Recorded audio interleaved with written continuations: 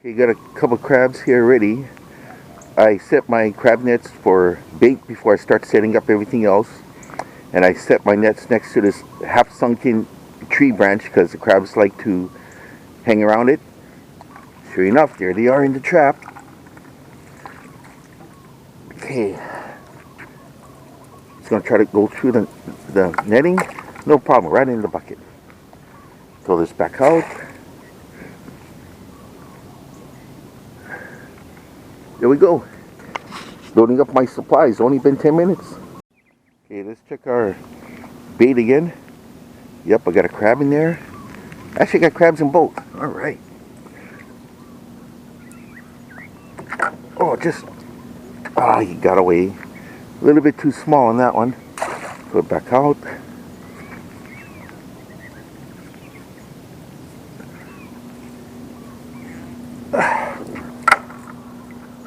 He's trying to go through the meshing, but I think he's at that size where he can't.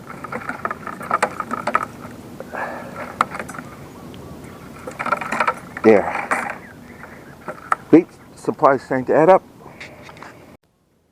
Check our nets again. Oh, look at that. Crabs.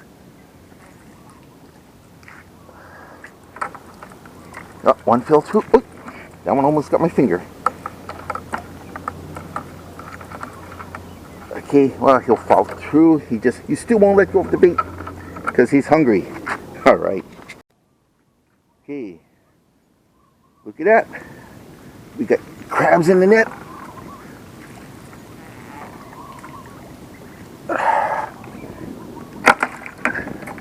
Got us another one. Right on. Throw it back out.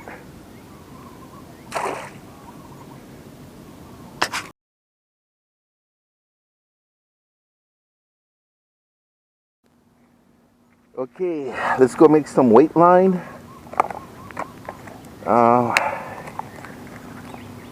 Okay. I use these little nice pull tops from my Mills end. Works great for my line. About that much. This is squid line. This is 30-pound test. This is what I use for my lead line. We call it squid line. It's actually cactus line, but the reason for that is you want it to break in case the lead ever got stuck. Okay, so you notice I just made a simple half hitch. I made it about 3 feet, about there. Okay, you gotta remember, this is Chocolate Beach. We're fishing in an area that has a lot of crabs on the bottom. I mean, a lot of crabs here. So you kind of want the bait to be suspended off the bottom. Okay, this is a system that's pretty good because everything here I'm going to make is reusable. So I always carry a sandwich bread container to all my garbage here and they throw it out. Notice how I made 2 half hitches on this, right? Make sure you match up your lead line. This is Nylon Casting Line. Match it up to the pound test or less of what you're using. So this is 65-pound test braid. I'm just gonna put the 30 on because it's easier to break if I had to, but it'll hold up. So what I do is I just put it through the bottom one. See that? Loop this through. This is a lot better than tying on the weights, because if you want to interchange it later on, put a bigger, smaller lead, you're going to have to cut it. This way you never have to cut it. Today, don't have to get it out too far. Gonna this setup here, this is a 12-foot Penn Prevail. Alright, I got 65-pound braid. I got a Okuma BF65. This is a pretty beefy setup. Hopefully we're going to get ourselves a GT today. So you're going to only use a 2.5 ounce pyramid. I like pyramids. They cast fairly well. They get stuck when you need to get stuck, and it comes off easy. Alright. So you have to hitch it to here. Bingo. That's it. Very simple, easy to use system. I get a bunch of these made up ahead of time, so you just come over here, you rig up, makes things go a lot faster. Okay, got the lead line on. Going to use my pre-made leaders. This is only 6 inches. That's what you need with 60-pound mono. I could go heavier, but 60 pounds should be okay. There are times you get toothy critters that will cut through this, though. That's kind of expected. Right, see those. Now, this one I'm going to rig with crab. What I'm going to do is I'm going to get my dental floss. Right. Going to put it to the eye of the hook. But see how the metal comes in back to the shank?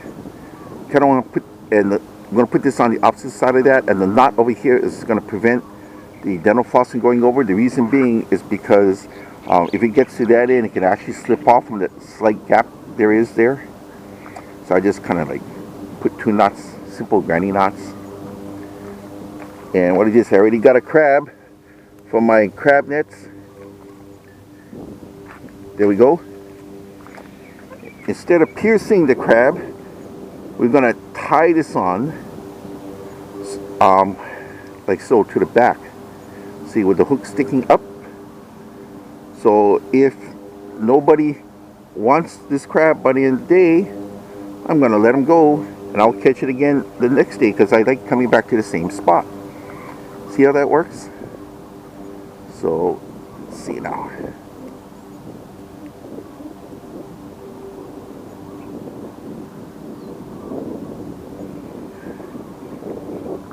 You want it so the hook's going to stick up like so. This is heavy duty dental floss, so it cuts in on itself. Okay, I just made a double granny.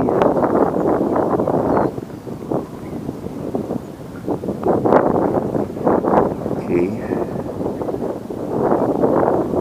Make another granny.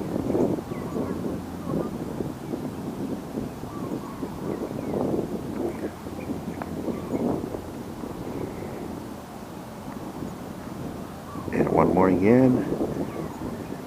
At the end of the day, if nothing hits this crab will still be alive. It's a new eco thing I'm trying to promote. Why kill the bait if you don't have to? It's a renewable resource because I keep coming to the same place all the time.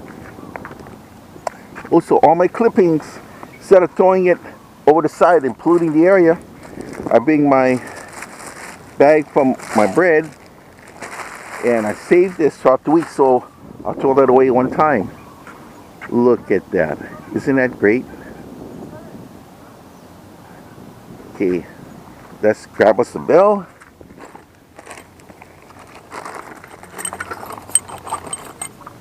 Got us a bell. Safety cord's out there already.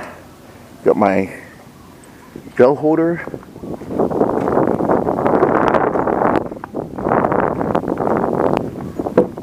This place here is like an inland sea.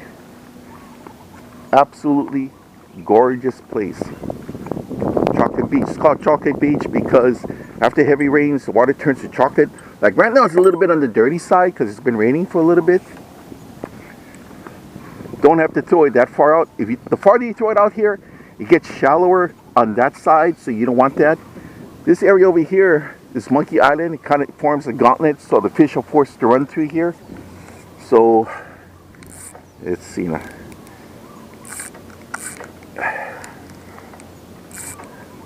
Let's get it up there. Alright, just gonna simply toss it out.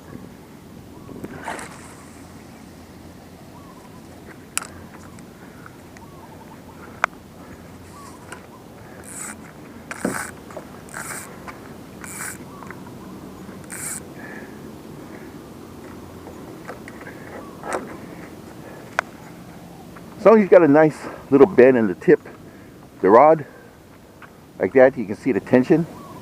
Perfect. Now this is a bait feeder. Flick this up, goes to the secondary system. Secondary system means at a 1 to 3 pound pre-drag setting.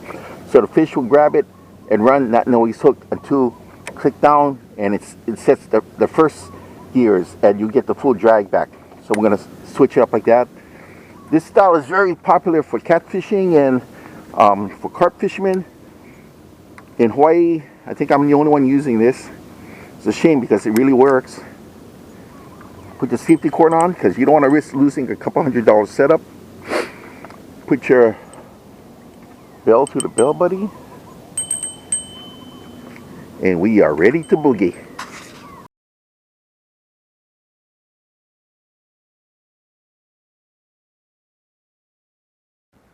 At the end of the day, this is what I have left in terms of crabs.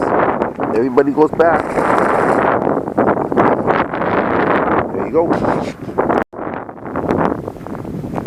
This is a Hawaiian crab. Eye stalks are really far out there. Delicious tempura style. One of the best eating crabs around, but this one goes back. There you go. See that? There's no claw tips. I chopped the tips off, but the claws are still there, which will grow back. And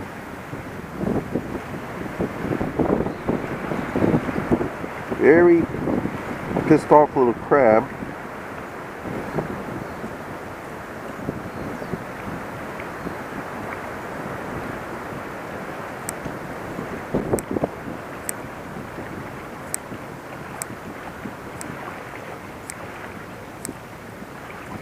There you go.